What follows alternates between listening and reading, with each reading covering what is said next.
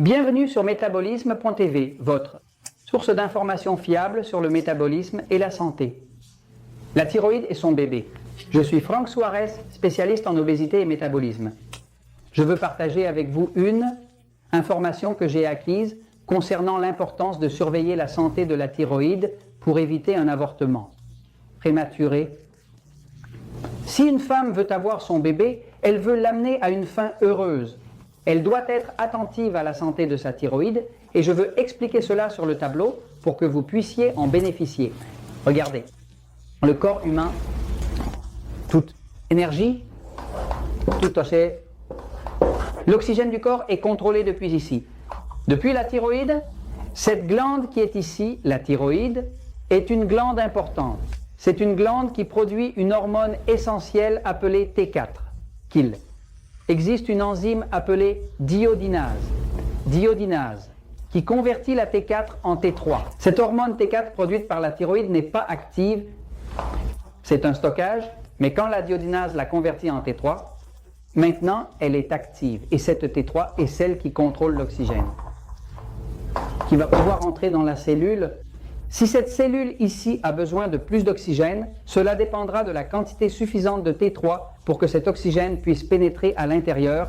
Donc, la façon dont la thyroïde contrôle le métabolisme, c'est en contrôlant combien d'oxygène entre dans les cellules.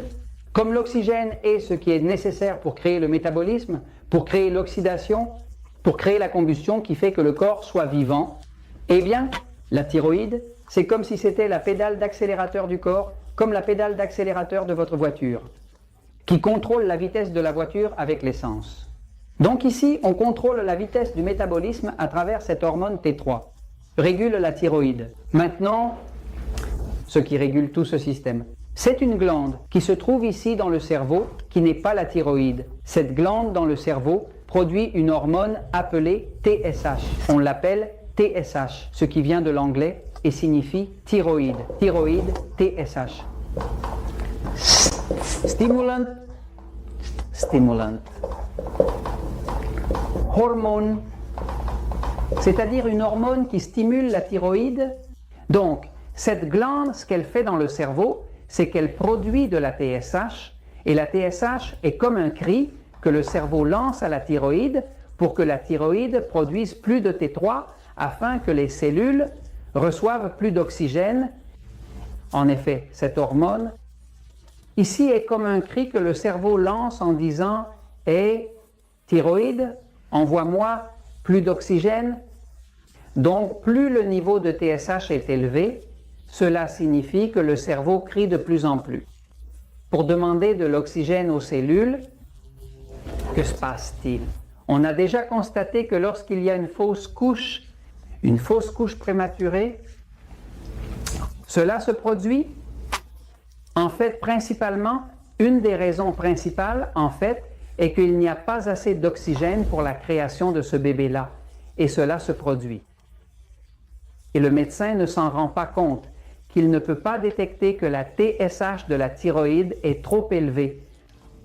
On nous a vendu l'idée dans les laboratoires que le TSH normal, la plage normale selon les tests de laboratoire, est de 0,30 à 4,0.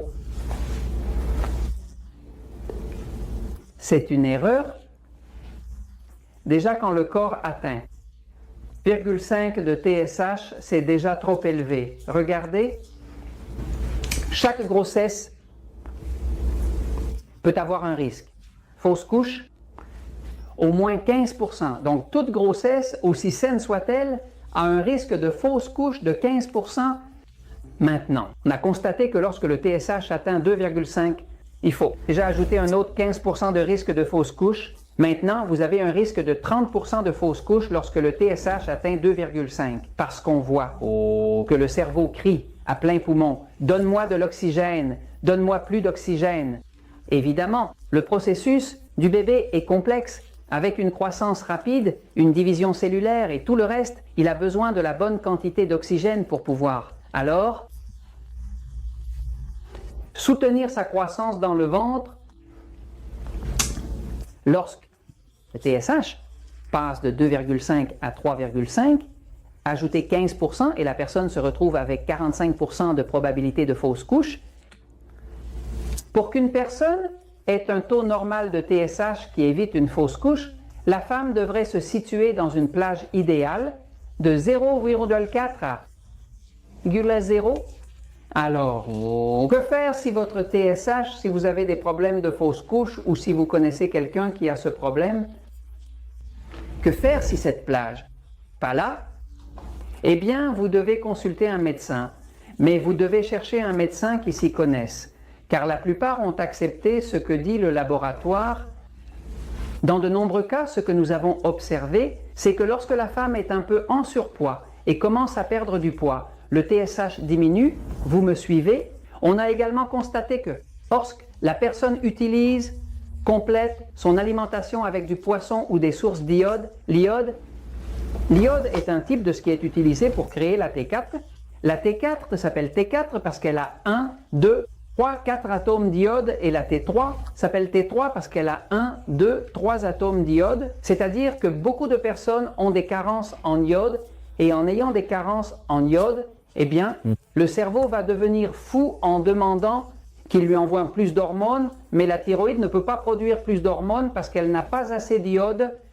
En fait, un fait intéressant est qu'il était découvert que les femmes qui se supplémentent en iode, les bébés qui naissent ont un QI. Le coefficient d'intelligence est 10 points plus élevé, c'est-à-dire qu'ils sont 10% plus intelligents.